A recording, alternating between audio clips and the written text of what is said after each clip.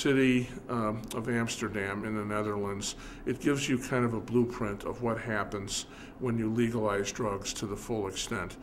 You go into public parks, you see needles lying on the ground, discarded drug paraphernalia.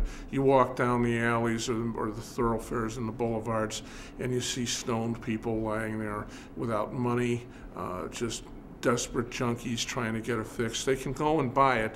They don't have to deal with the criminal underworld. That's the upside of it. So maybe it has minimized some violence, and it has minimized the whole issue of turf battles between criminal organizations.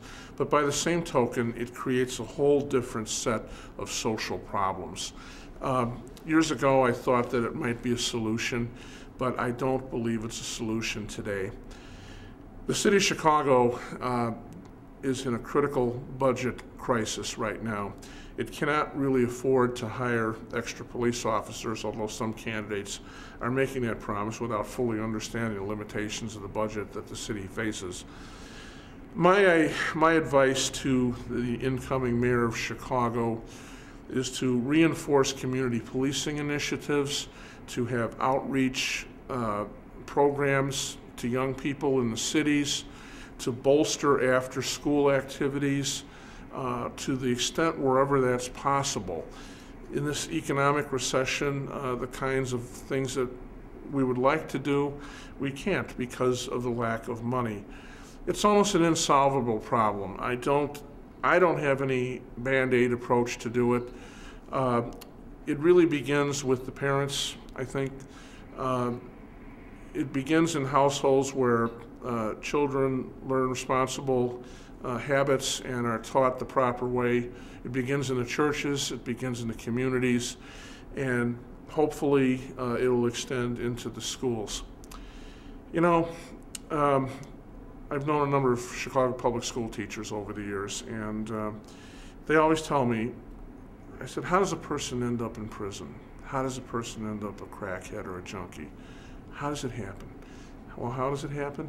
It starts in first grade, second grade. The kid in the classroom who's disrupting the class. The kid in the classroom who decides not to show up for school. The kid in the classroom who doesn't do his homework. Maybe the kid comes from a bad home life, whatever. Maybe it's the parents' fault. But it begins early in life and it progresses. I've known kids who've become adults, some of my own classmates, they didn't pay attention in school. Later in life, their life ends up in a shambles, you know. The kid, a guy in high school I knew, tough kid, cut classes all the time. Life was a game, everything was funny, everything was a joke. He could do and come and go as whatever he pleased. At the age of 35, he committed suicide.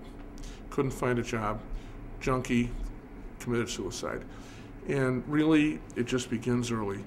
Self-discipline, motivation, respecting elders, respect for education. It's very fundamental things. We need better teachers. We need committed teachers. We need the commitment of the city of Chicago to try to improve the quality of life, I think, for kids, as much as that is possible within the budget constraints that the city council faces today.